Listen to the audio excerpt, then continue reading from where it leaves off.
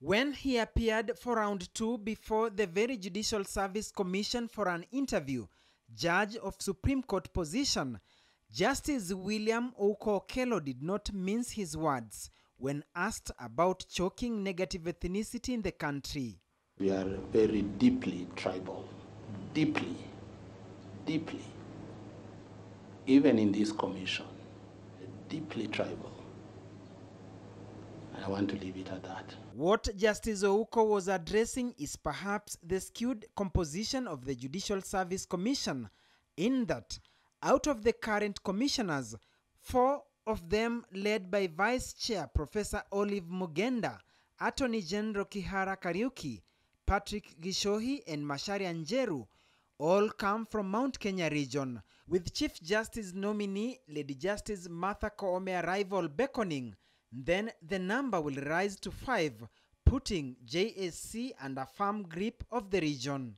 As it stands, all the 3 arms of government will be under the control of Mount Kenya, given that in the succession pecking order, after the President and Deputy, third in line is the National Assembly Speaker, then Chief Justice, a matter that has rattled a section of senators. In the last 2 months, if you look at the appointments that have been made, I don't know whether we are going to that direction. No. We should look at every institution and see whether we are creating the face of Kenya. On Thursday, Kakamega Senator Wahungu Cleophas Malala questioned what he called marginalization of some communities in the public service. Who is the head of the executive? Who is the head of the Parliamentary Service Commission? Who is the head of judiciary? Who is the chairman of KRA? Who is the director general of KRA? Who is the governor of CBK? Who is the KDF chief general staff? Who is the attorney general? Where does he come from? Who is the solicitor general? Who is the head of public service? Who is the CS public service? Who is the chairperson public service commission?